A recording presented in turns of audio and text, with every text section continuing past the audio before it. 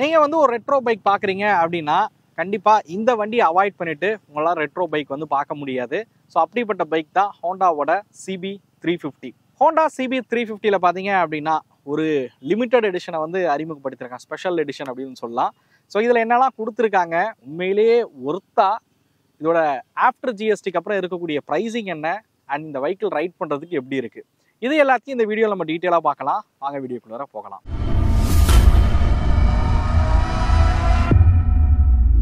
Special thanks to big wing Thanjavur showroom. அவங்க தான் நமக்கு இந்த வெஹிக்கிள் ரிவ்யூக்காக வந்து வழங்கியிருக்காங்க.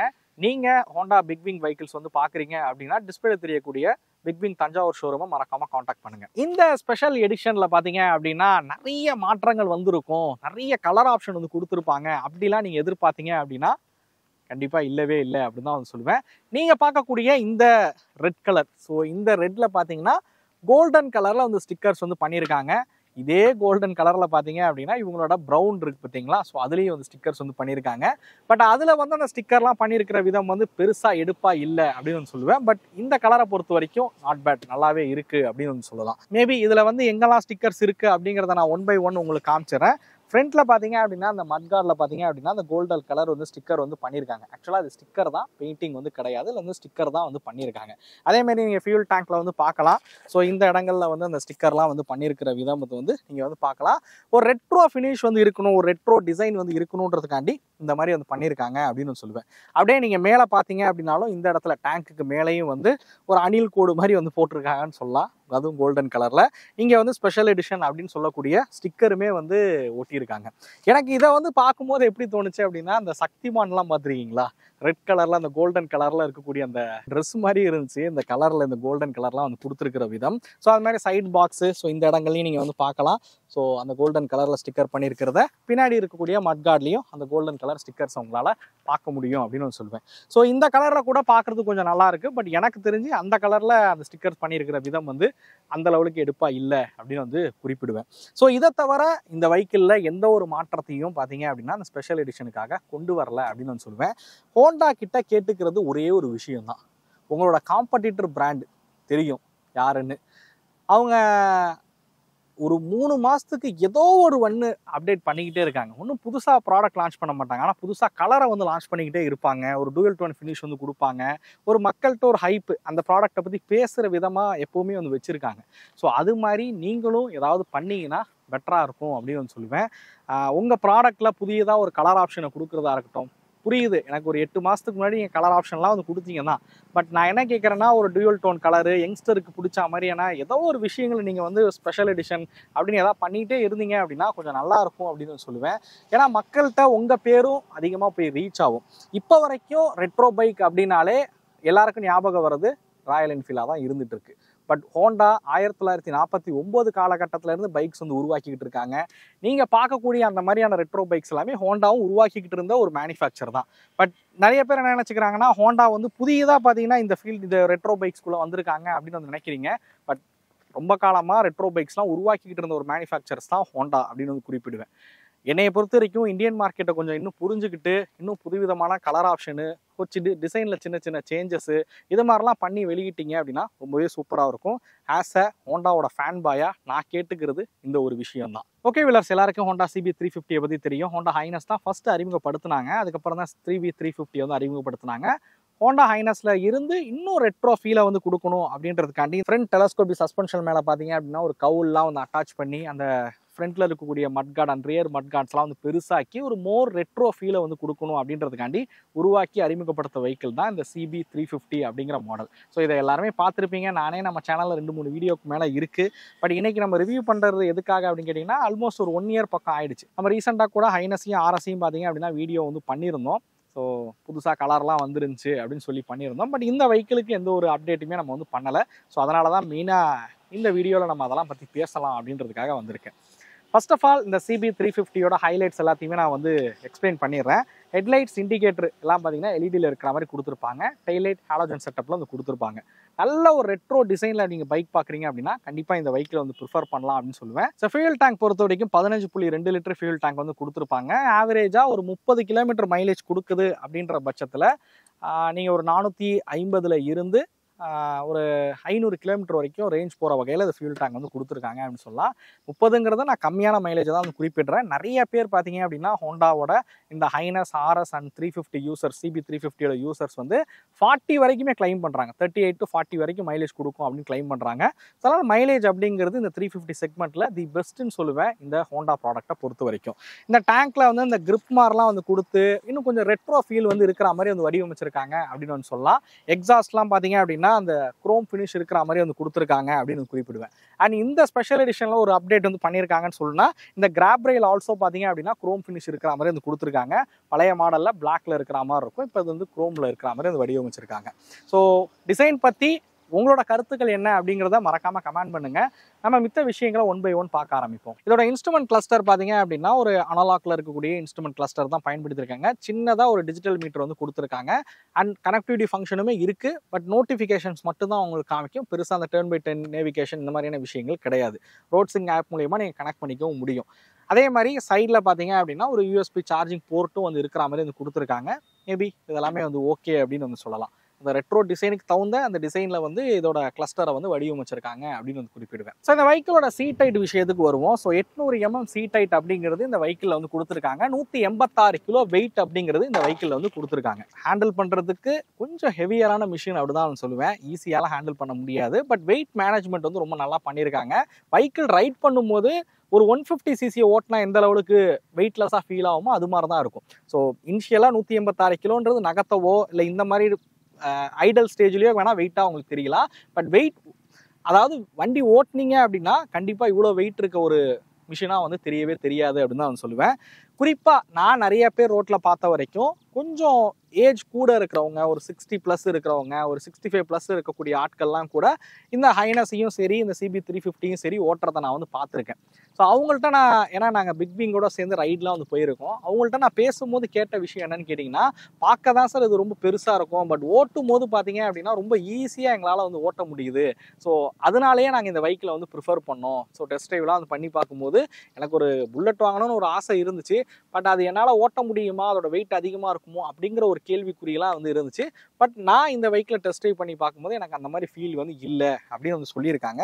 ஜஸ்ட் இது வந்து ப்ரொமோஷன்லாம் எடுத்துக்காதீங்க. நாங்கள் ரைட் போகும்போது இந்த மாதிரி எக்ஸ்பீரியன்ஸ் வந்து ஷேர் பண்ணாங்க, அதை நான் உங்கள்கிட்ட வந்து சொல்கிறேன். பட் உண்மையிலேயே வெஹிக்கிள் வந்து ஓட்டும் போது பார்த்தீங்க அப்படின்னா அவ்வளோ பெரிய வெயிட் இருக்கிற மிஷின் மாதிரிலாம் பார்த்தீங்க அப்படின்னா இருக்கவே இருக்காதுன்னு தான் சொல்லுவேன் இந்த வெஹிக்கிளை பொறுத்த வரைக்கும். ஸோ என்னோட ஹைட் 5.8, என்னால் தாராளமாக காலை வந்து கீழே வைக்க முடியுது. உட்காந்துக்கும் அந்த ரைடிங் போஷர் வந்து ரொம்ப கம்ஃபர்டபுளாகவே இருக்குது அப்படின்னு நான் சொல்லுவேன். லாங் ரைட்ஸ் தகுந்த மாதிரி இருக்கும் கம்ஃபர்ட்டு. நீங்கள் லாங் ரைட்லாம் போகிறதுக்கு ஏதுவாக இருக்கும் அப்படின்னு சொல்லுவேன். அதுமாதிரி பில்லியன் சீட் பார்த்தீங்க அப்படின்னா அதுவுமே நல்ல கம்ஃபர்ட் தான். பட் என்னன்னா ரொம்ப குஷனிங்கு ஸ்பாஞ்சியாலாம் வந்து இருக்காது. இதுக்கு மேலே நீங்கள் ஏதாவது சீட் கவர்ஸ் கொஞ்சம் ஸ்பாஞ்சியாக போட்டிங்க அப்படின்னா இன்னும் பெட்டராக இருக்கும். பேக் ரெஸ்ட் மாதிரி ஆட் பண்ணிங்க அப்படின்னா பில்லியனுக்கு ரொம்ப கம்ஃபர்டபுளாகவே இருக்கும்னு சொல்லுவேன். ஸோ அடுத்ததாக வீல்ஸ், பிரேக், சஸ்பென்ஷன் விஷயத்துக்கு வருவோம். ஸோ வீல்ஸ் பொறுத்த வரைக்கும் பார்த்தீங்கன்னா ஃப்ரண்ட்டில் வந்து 19 inches வீல்ஸ் வந்து பயன்படுத்திருக்காங்க. ரியரில் 17 inches வீல்ஸ் வந்து கொடுத்துருக்காங்க. ஸோ ஃப்ரண்ட்டில் பார்த்தீங்கன்னா 100/90யும் ரியரில் பார்த்தீங்கன்னா 130/80 வந்து கொடுத்துருக்காங்க அப்படின்னு சொல்லுவேன். அலாய் வீல்ஸ் இருக்கனால டியூப்லெஸ் டயர் தான் வந்து பயன்படுத்தியிருக்காங்க. அலாய் வீல்ஸோட தான் இதில் வரும். ஸ்போக் வீல்லாம் எதுவுமே வந்து கிடையாது. அதுமாதிரி டிஸ்பிரேக் பொறுத்த வரைக்கும் 310 mm டிஸ்பிரேக் ஃப்ரண்ட்லையும் ரியரில் 240 mm டிஸ்பிரேக் வந்து பயன்படுத்தியிருக்காங்க. டூயல் சேனல் ஏபிஎஸ் இருக்கிற வகையில் இதை வந்து உருவாக்கியிருக்காங்க அப்படின்னு சொல்லலாம். ஸோ ஸ்டாண்டர்டாக நீங்கள் வந்து இந்த ஏபிஎஸ்ஸாக இருக்கட்டும், அலாய் வீல்ஸாக இருக்கட்டும், இதெல்லாம் வந்து ஸ்டாண்டர்டாக எல்லாத்துலேயும் வரும். இவங்க வந்து டீலக்ஸ் லிமிடெட் எடிஷனில் ஒரே ஒரு வேரியண்ட் தான், டீலக்ஸ் ப்ரோ மட்டும்தான் இருக்குது. டீலக்ஸ் அப்படிலாம் வந்து கிடையாது. பட் நீங்கள் நார்மலாக பார்த்தீங்கன்னா டீலக்ஸ் அண்ட் டீலக்ஸ் ப்ரோ அப்படின்னு 2 வேரியண்ட் வந்து இருக்குது. பட் எது போனீங்கனாலும் அந்த dual channel ABS, alloy wheel இந்த மாதிரியான ஃபங்க்ஷன்ஸ்லாம் காமனாக வரக்கூடியது தான். ஸோ அதே மாதிரி சஸ்பென்ஷன் ஃப்ரண்ட்டில் டெலஸ்கோப்பு, ரியரில் பார்த்தீங்கன்னா ட்வின் காயில் சஸ்பென்ஷனும் ரொம்ப கம்ஃபர்டபுளான ஒரு சஸ்பென்ஷன் கொடுத்துருப்பாங்கன்னு சொல்லுவேன். சிட்டிக்குள்ளே நீங்கள் மேடு பள்ளமான பகுதிகளில் ஓட்டுறதுக்கும் நல்லா கம்ஃபர்ட்டாக இருக்கிற வகையில் தான் அந்த சஸ்பென்ஷனை உருவாக்கியிருப்பாங்க. ஸோ அடுத்ததாக இதோட இன்ஜின் விஷயத்துக்கு வருவோம். இதில் பயன்படுத்திருக்கக்கூடிய இன்ஜின் பார்த்தீங்க அப்படின்னா ஒரு 348 cc கொண்ட ஒரு லாங் ஸ்டோக் இன்ஜின் தான் வந்து பயன்படுத்தியிருக்காங்க. ஏர் கூலிங் சிஸ்டம் வந்து கொடுத்துருக்காங்க. 5 ஸ்பீட் கியர் பாக்ஸ் வந்து பயன்படுத்தியிருக்காங்க. இதோட அதிகபட்சமான பவர் அப்படின்னு எடுத்துக்கிட்டிங்கன்னா 21.7 PS பவரும் 25.9 Nm ஆஃப் டார்க் வந்து ப்ரொடியூஸ் பண்ணுற வகையில் இந்த இன்ஜினை வந்து உருவாக்கியிருக்காங்கன்னு சொல்லலாம். ஹீட் மேனேஜ்மெண்ட் அப்படின்னு பார்க்கும்போது கொஞ்சம் உங்களுக்கு 350 cc அதுவும் லாங் ஸ்டோக்குன்னும் போது ஹீட் கொஞ்சம் அதிகமாக தான் இருக்குன்னு சொல்லுவேன். பட் சிட்டிக்குள்ளே மேனேஜபிள் தான், ரொம்ப ஹீட் தெரிகிற அளவுக்குலாம் வந்து இல்லை. அதே மாதிரி இதில் வந்து அசஸ் ஸ்லிப்பர் கிளச் வந்து பயன்படுத்தியிருக்காங்க. ஹோண்டாவோட அந்த செலக்டபிள் டார்க் ஃபீச்சரும் பார்த்தீங்கன்னா இந்த இன்ஜினில் வந்து இருக்குது. அதாவது செலக்டபிள் டார்க்குங்கிறது லைக் உங்களுக்கு ட்ராக்ஷன் கண்ட்ரோல் மாதிரி தானே வச்சுக்கலாம். ட்ராக்ஷன் கண்ட்ரோல் வந்து அந்த பிரேக்லாம் வச்சு ஒர்க் ஆகும். பட் இது பார்த்தீங்க அப்படின்னா அந்த இன்ஜின்லேயே டார்க் வந்து கண்ட்ரோல் பண்ணுற மாதிரி டிசைன் பண்ணியிருப்பாங்க. ஸோ இந்த இன்ஜின் டிரைவ் பண்ணுறதுக்கு எப்படி இருக்குது அப்படிங்கிறத நாங்கள் ஓட்டி பார்ப்போம். ஓகே வீலர்ஸ், நம்ம பைக்கில் வந்து ரைட் பண்ணுவோம். ஸோ அந்த ரிஃபைன்மெண்ட்டு தான். நான் ஒரு தடவை எக்ஸாஸ்ட் நோட் கேட்டுறீங்களா?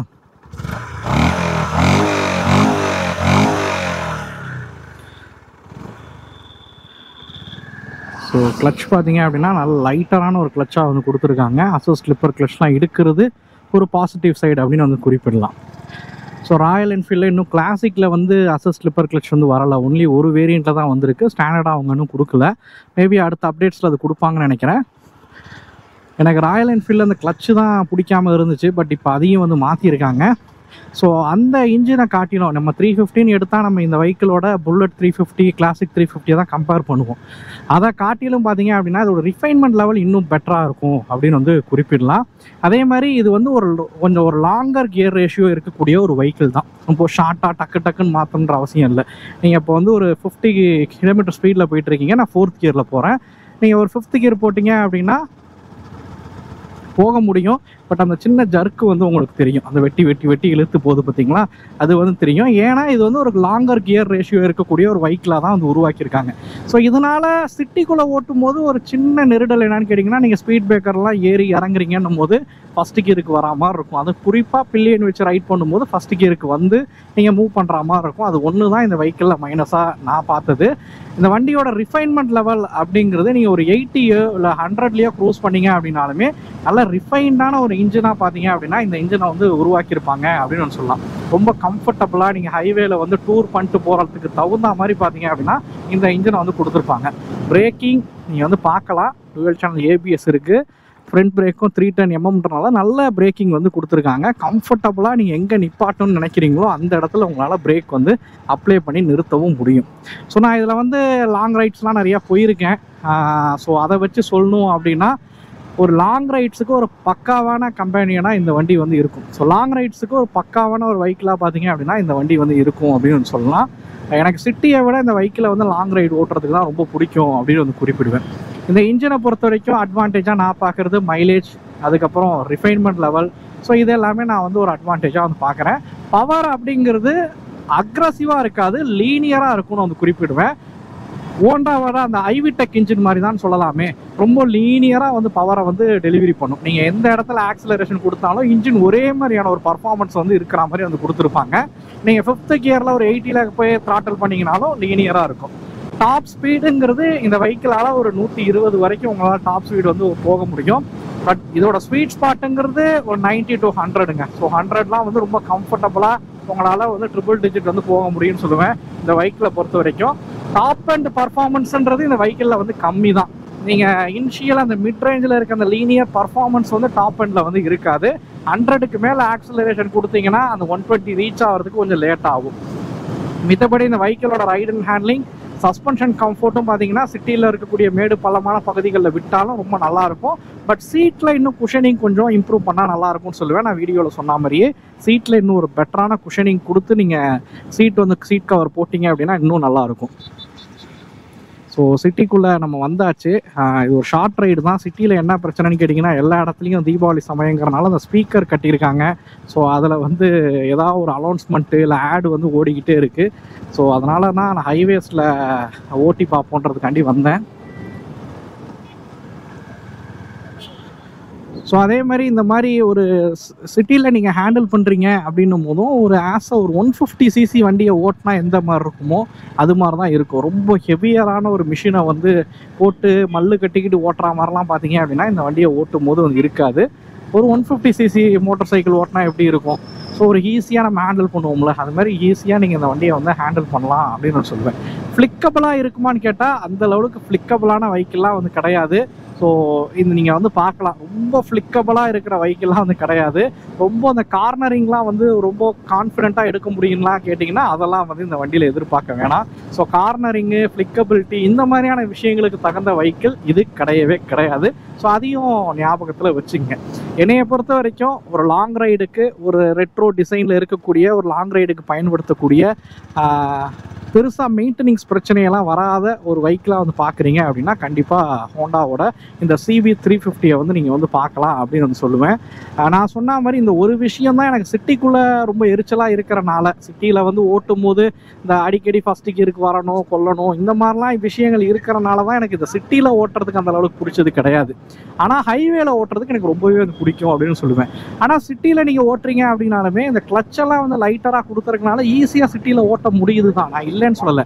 பட் ஆனால் இந்த மேடு பள்ளமான பகுதிகள்லாம் போகிறீங்கன்னும் போது நீங்கள் ஃபஸ்ட்டு கியருக்கு வந்து திரும்ப போகணுங்கிறது தான் ஒரு சின்ன மைனஸாக வந்து பட்டுச்சு. அந்த ஒரு விஷயத்தை தவிர இந்த வெஹிக்கிளும் சரி இந்த இன்ஜினும் சரி சூப்பர் அப்படின்னு வந்து சொல்லுவேன். இந்த வெஹிக்கிளோட காஸ்ட் பார்த்தீங்க அப்படின்னா 2 லட்ச ரூபா விலையில பார்த்தீங்க அப்படின்னா அறிமுகப்படுத்தியிருக்காங்க. இந்த ப்ரைஸிங் பார்த்தீங்க அப்படின்னா உங்களுக்கு நார்மலுக்கும் இந்த ஸ்பெஷல் எடிஷனுக்கும் பெரிய வித்தியாசம்லாம் கிடையாது. பெரிய வித்தியாசம் கொடுக்குற அளவுக்கு ஃபீச்சர்ஸும் ஒன்று கொடுக்கலன்னு சொல்லலாம். இந்த ஸ்டிக்கர் தான் ஆட் பண்ணியிருக்காங்க. அதனால் விலையெல்லாம் பார்த்தீங்கன்னா பெரிய சேஞ்சஸ்லாம் வந்து கிடையாது. ஆஃப்டர் ஜிஎஸ்டிக்கு அப்புறம் பார்த்தீங்க அப்படின்னா ஒரு 17,000 20,000 ரூபா பக்கம் இதோட விலை அப்படிங்கிறது குறைஞ்சி இப்போ 2.5 லட்ச ரூபா ஆன் ரோட் விலையில் பார்த்தீங்க அப்படின்னா இருக்குது அப்படின்னு வந்து குறிப்பிடலாம். ஐனஸை காட்டிலும் ஒரு 2,500 ரூபா வந்து கூடுதலான விலையில தான், 2,500 3,000 பக்கம் இதோட விலைங்கிறது கொஞ்சம் கூடுதலாக தான் வந்து இருக்குது. ஐனஸ் இல்லை இந்த CB350ங்கிறது உங்களோட கருத்து தான். அந்த டிசைன் பொறுத்து உங்களுக்கு எது பிடிச்சிருக்கோ நீங்கள் தாராளமாக வந்து ப்ரிஃபர் பண்ணலாம். நான் சொன்ன மாதிரியே ஒரு 350cc நல்ல மைலேஜ் கொடுக்கக்கூடிய வெஹிக்கிள் அப்படின்னு சொல்லுவேன். மைலேஜ் ரிலேட்டடாக பெட்டராக இருக்குது அப்படின்னு சொல்லலாம். இன்ஜினோட ரிஃபைன்மெண்ட் லெவல் ரொம்ப சூப்பராக இருக்குது. சஸ்பென்ஷன் நல்லா பண்ணியிருக்காங்க. பிரேக்கிங் ஆல்சோ ரொம்ப சூப்பர் அப்படின்னு சொல்லுவேன். பர்ஃபார்மன்ஸ் அப்படின்னு எடுத்துக்கிட்டிங்கன்னா நான் வீடியோவில் சொன்ன மாதிரி தான். நீங்கள் ஒவ்வொரு தடவையும் ஒவ்வொரு ஸ்பீட் பிரேக்கர் ஏறி இறங்கும் போதும் இது ரொம்ப டாலர் கியர்ஸாக இருக்கிற காரணத்தினால நீங்கள் ஃபஸ்ட் கியருக்கு வந்து தான் போகிற மாதிரி ஒரு சூழல் வந்து இருக்குது. செகண்ட் கியரில் நீங்கள் சுலவாக போகிறப்ப போக முடியும். பட் பில்லியன் வச்சு போகிறீங்கன்னும் போது ஃபஸ்ட் கியருக்கு வந்து போகிற மாதிரி தான் இருக்குது அப்படின்னு நான் சொல்லுவேன் இந்த பைக்கில் பொறுத்த வரைக்கும். ஸோ நான் சொன்ன இந்த ஒரு விஷயத்தை தவிர பார்த்தீங்க அப்படின்னா மித்தபடி இந்த வெஹிக்கிள் வந்து எல்லாமே பாசிட்டிவாக தான் இருக்குது.